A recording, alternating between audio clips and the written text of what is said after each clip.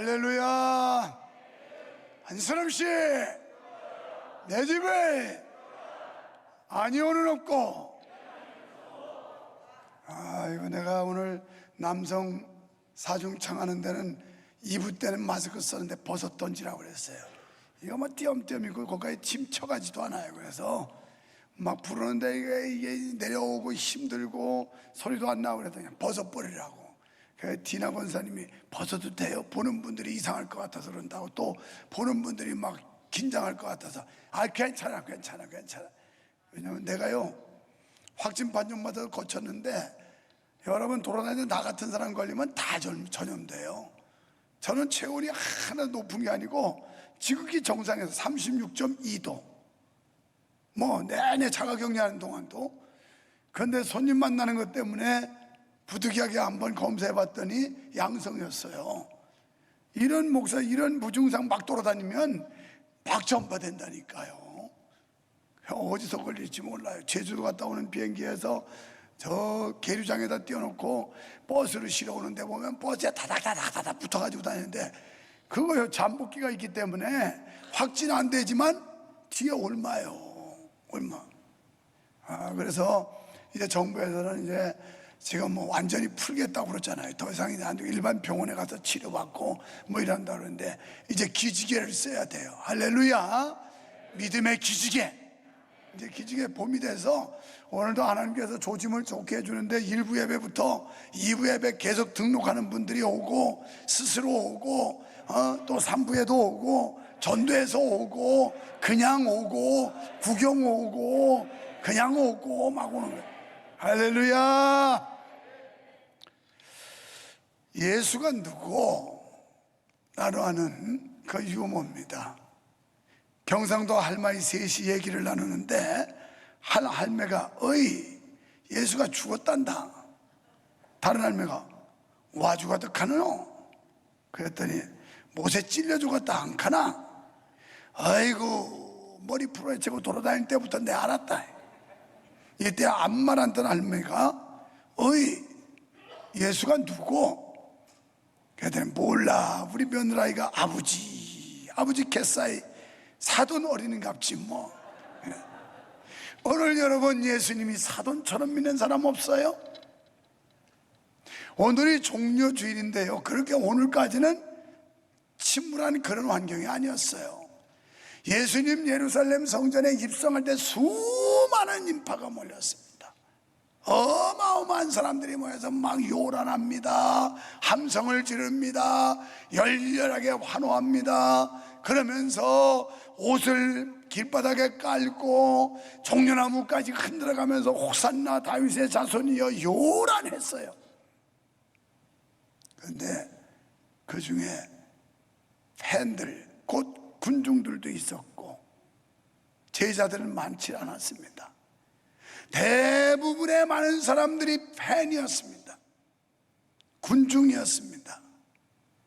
왜냐하면 예수님께서 입성하실 때만 해도 그렇게 요란 뻑적지근하게 시끄럽게 떠들던 사람들이 예수님이 빌라도 법정에 재판받는 그 자리에는 온데간데 없이 싹 사라져 버렸어요. 전부 다 도망갔어요. 저는 오늘 여러분에게, 여러분은 팬입니까 제자입니까? 이 질문을 던져요. 어떤 분들은 나는 제자라고 생각할지 몰라요. 그러나 대부분의 많은 사람들이 지금 우리는 군중, 팬의 부류에 속할지도 모릅니다. 예수님을 따라다니고 열심히 추종한다고 하지만 자기 기분과 그리고 유불리에 따라서, 내 이해 득실에 따라서 예수님을 선택하기도 하고 추종하기도 하다가 나에게 조금만 불리하다고 생각하면 가차없이 등을 돌려버리는 사람들, 이 안에는 안 계시겠지만 아직도 꿈쩍 안 하고 유튜브로 집에서 보는 사람들, 이 사람들 중에 내가 볼 때는 기분 나빠하지 말고 그럼 나오면 될 거 아니에요. 나오면 1부, 2부 예배 때 수백 명씩 집에서 그거 보고 있어요. 이제는 더 이상 우리가 움츠려서는 안 돼요. 제자가 되시기를 바랍니다. 여러분 제자 되기를 원하시면 아멘 합시다. 우리 중에 대부분은 제자라고 생각합니다.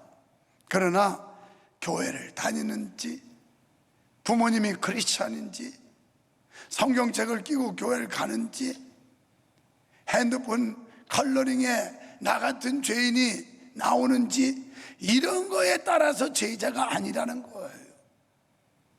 우리는 그 정도 되면 저 사람 믿음 참 좋아, 신앙생활 잘하는 사람이야, 이렇게 인정하려고 하는데, 이런 수단들이 우리로 하여금 제자가 되지 않고 제자로 인정받을 수 없다라는 거예요.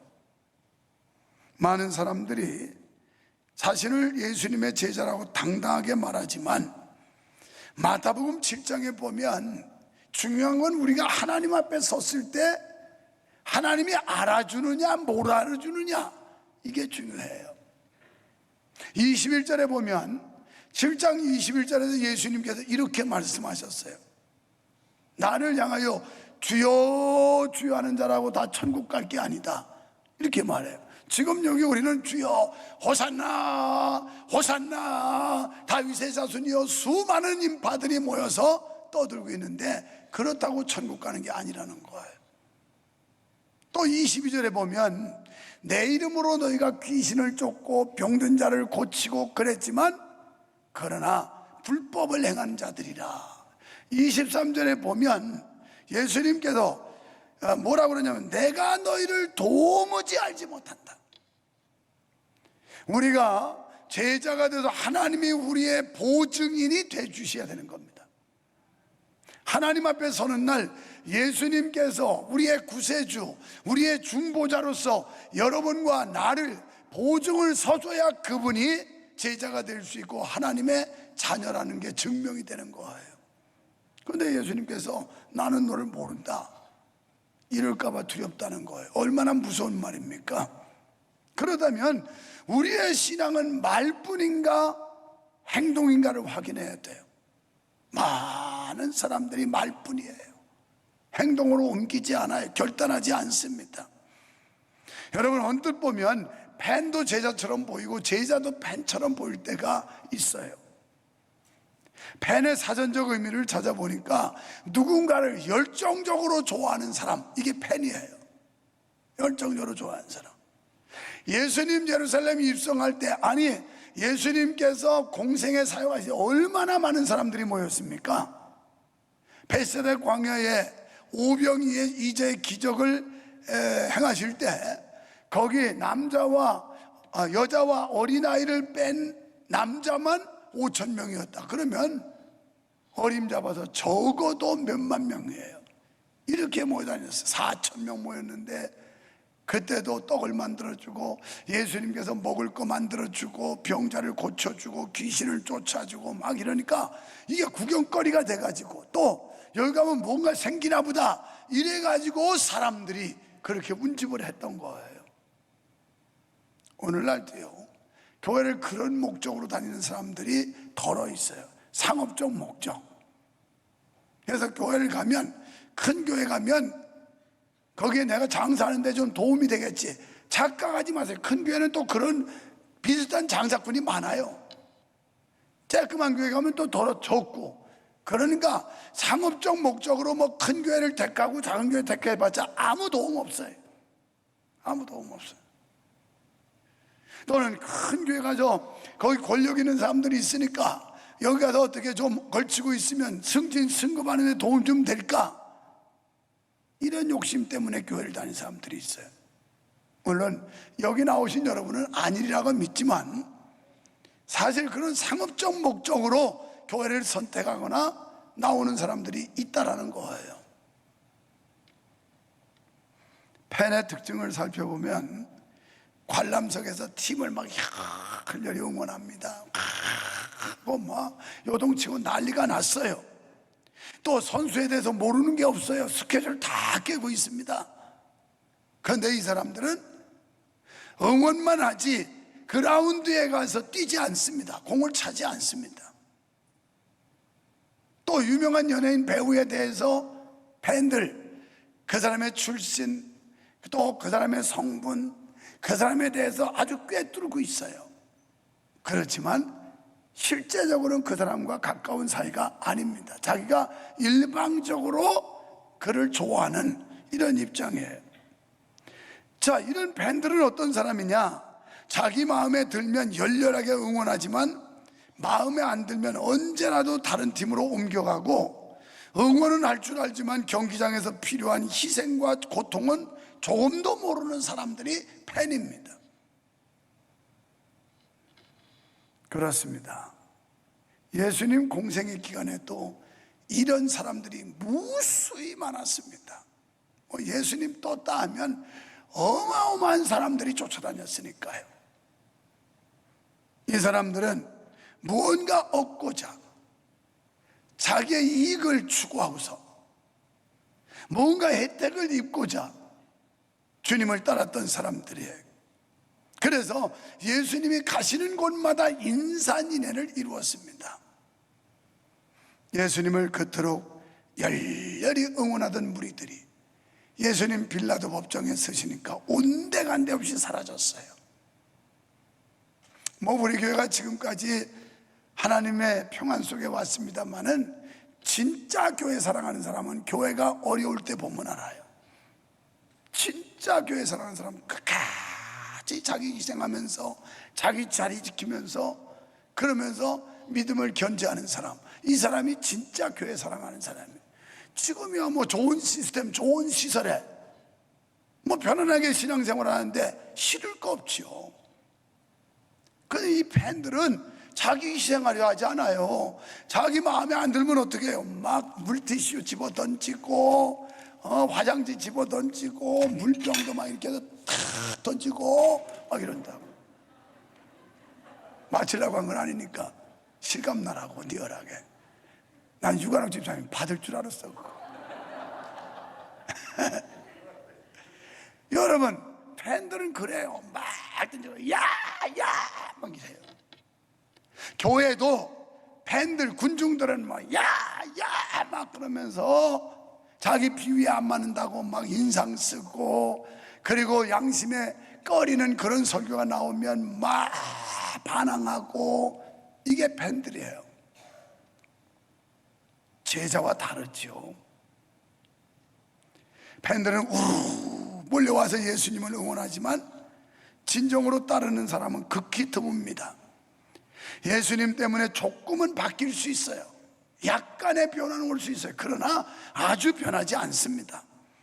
그런데 제자는요, 말로만 믿는 게 아닙니다. 예수님을 실제로 따르는 삶이에요. 그리고 열매 맺는 믿음입니다. 아무런 대가도 없이 따라요. 또한 주님 때문에 모든 것을 포기합니다. 진짜 제자들에게는 비싼 가격표가 붙어 있어요.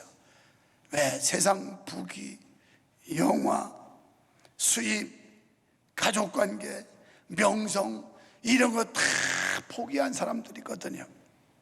사랑하는 성도 여러분, 우리의 믿음은 지식인가 친밀함인가 한번 생각해 봐야 돼요. 정말 우리가 지금 믿음 생활하는 게 그냥 오랫동안 교회 다니다 보니까 지식적으로 알아가지고 예수는 이런 분이라더라, 이러면 구원받는다더라, 이런 신앙인지, 또는 친밀함 때문인지 우리 자신을 한번 돌아봐야 됩니다. 누가복음 7장 43절에 보면 바리새인 시몬이 등장하는데, 예수님에 관해서 알았지만 진정으로 그분을 알지 못했어요. 평생 약속의 메시아에 대한 연구는 했지만 시몬은 눈앞에 계신 그 랍비가 그분인지를 몰랐어요. 예수님이 자기 앞에 계신데도 이분이 메시아라는 사실을 모르더라는 거예요. 랍비예요, 이 사람은.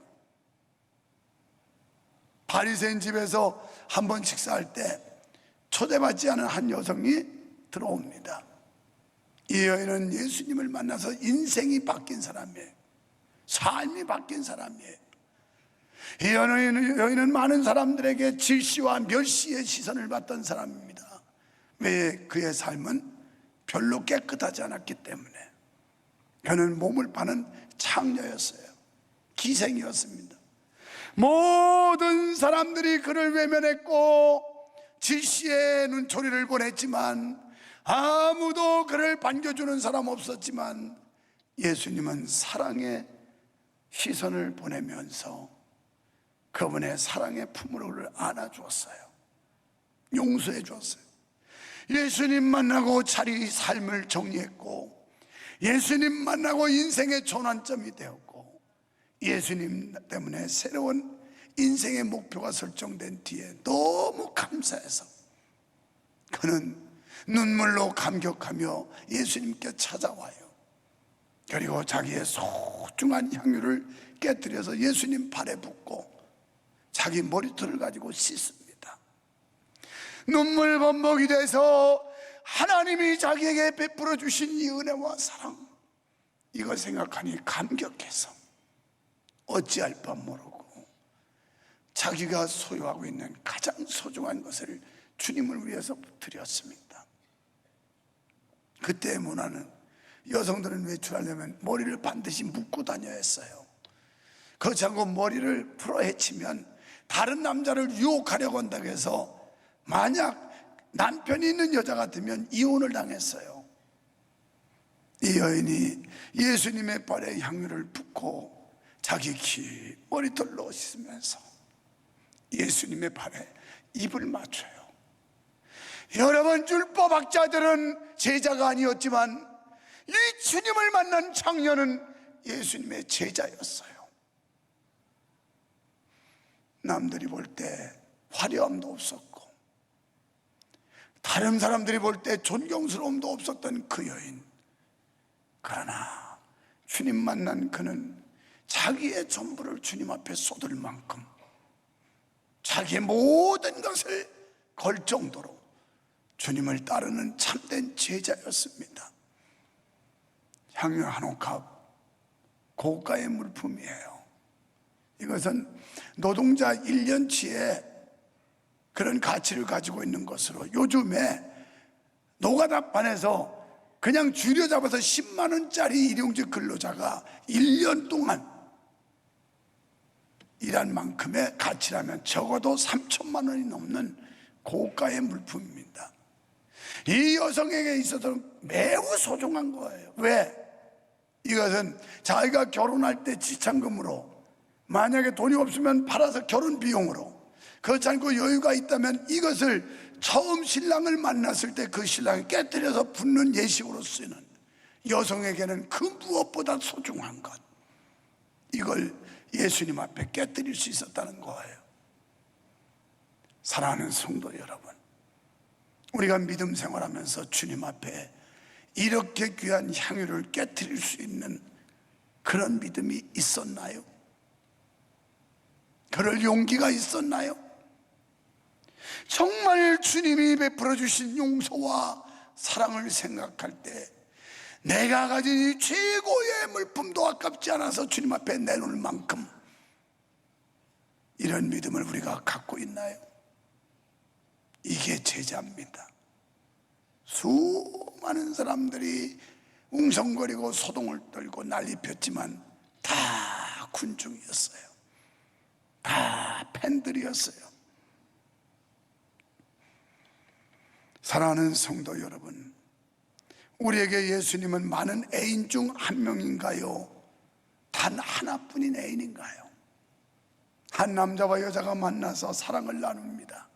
자기야, 난 자기 사랑해. 앞으로도 자기만 사랑할 거야.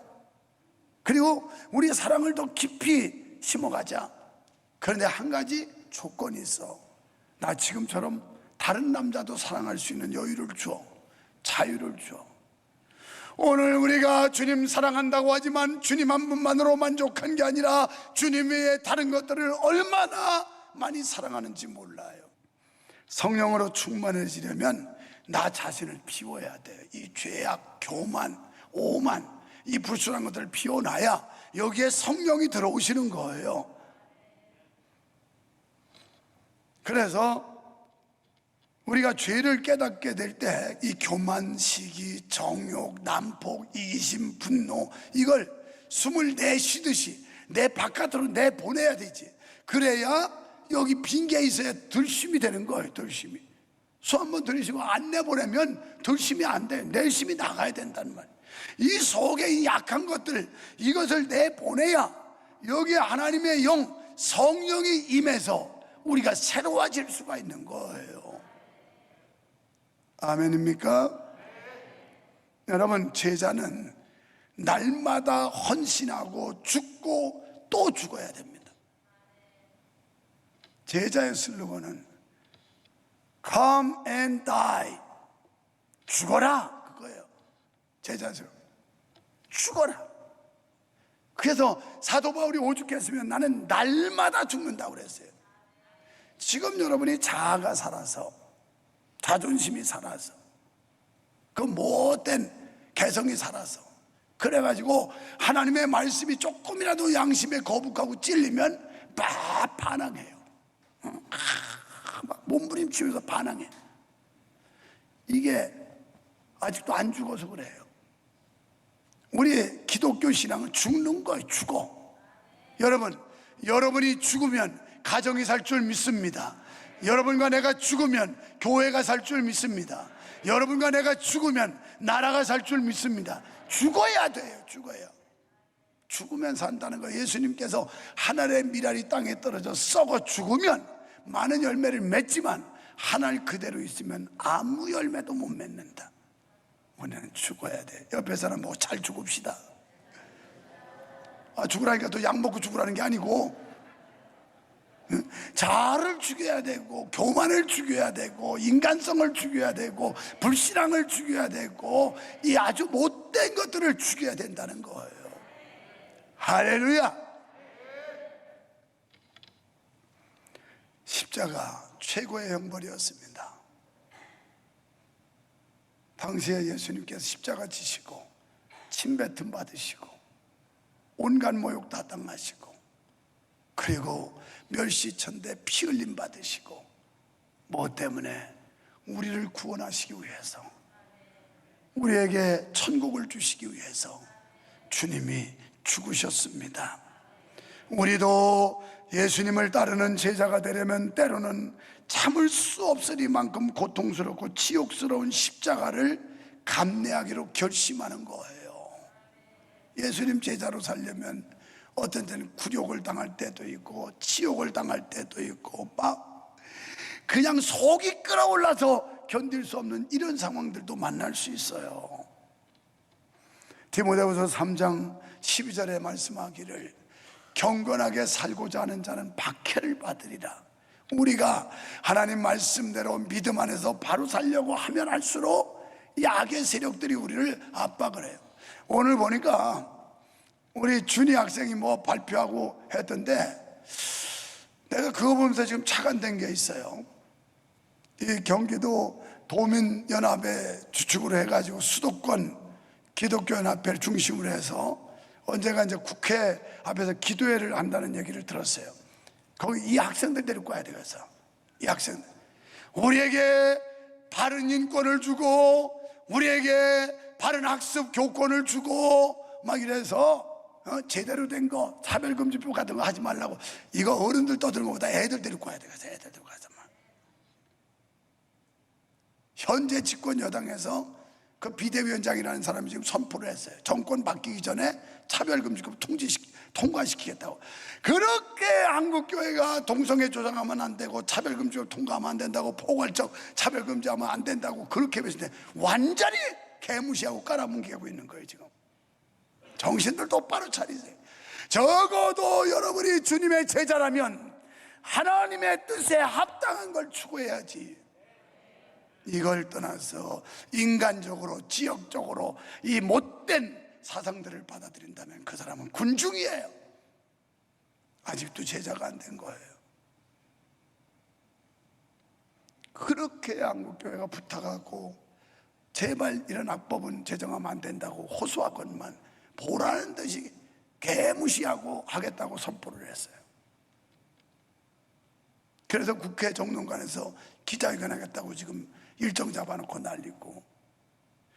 여러분, 우리 그리스도인들은 의분이 있어야 돼요. 하나님의 영광을 도전하고 하나님의 거룩한 보좌를 도적하는 세력들에게 맞서 싸울 수 있는 그런 강하고 담대함과 당돌함이 있을 때 이게 제자예요. 제자. 비겁해서는 안 돼요. 빌립보서 1장 19절에 보니까 은혜를 주신 것은 고난도 받게 하려 함이라. 다니엘, 그의 친구들, 모르드게 등등 성경에 나오는 수많은 의인들 적당히 타협했으면 위험당하지 않았어요. 적당히 그냥 휩쓸려 다니면 어렵지 않았어요. 그러나 이것은 하나님의 뜻이 아니라면 목숨을 걸고 따를 수 없었기 때문에 위험에 처했고 생명의 위협도 당했고 죽임도 당하고 이게 제자인 거예요. 제자. 여러분, 이 시대에 제자는 어떤 사람일까요? 악한 유행에 들어가지 않고 악한 사상에 동조하지 않고 참 하나님의 거룩한 사상, 하나님의 거룩한 말씀에 준하여 하나님의 뜻에 순복하려고 하는 사람들이 진정한 제자 아닐까요? 오늘 우리는 저와 여러분이 이와 같은 제자가 되어야 할 줄 믿습니다. 사랑하는 성도 여러분, 예수님을 따르다가 뭔가를 잃은 적이 있습니까? 예수님 때문에 뭔가 손해본 게 있습니까? 예수님을 위해서 인간관계가 깨진 적이 있습니까? 예수님을 위해서 여러분 승진을 포기해 본 적이 있습니까? 예수님 때문에 휴가를 반납해 본 적이 있으신가요? 믿음으로 인해 조롱받아 본 적이 있습니까? 십자가는 무엇보다도 죽음을 의미합니다. 예수님이 십자가에 죽으셨기 때문에 우리 죄를 사하실 수 있었고, 예수님이 십자가에 죽으셨기 때문에 부활의 영광이 있을 수 있었던 것처럼 제자는 주님의 영광 위에 주의 말씀 앞에 100% 순종하며 죽는 그런 겸허함이 있어야 되는데, 예수님은 말씀합니다. 너희가 나를 따르려거든 자기를 부인하고 자기 십자가를 지고 나를 따르라고요. 우리 각자에게 주어진 십자가, 아마 성격은 다르지만 여러분 모두에게 각각 십자가가 주어질 겁니다. 그 십자가 외면하지 말고, 주님도 인류 구원, 영혼 구원을 위해서 십자가 외면하지 않으심처럼 우리도 사명을 외면하지 않는 주님의 진정한 제자, 더 이상 변명하거나 꿈을 대는 팬이 아니라 군중이 아니라 신실한 하나님의 자녀 예수 그리스도의 제자가 될 수 있기를 축원합니다. 이제 다 같이 찬송을 부르면서 제자 되기를 결단합시다.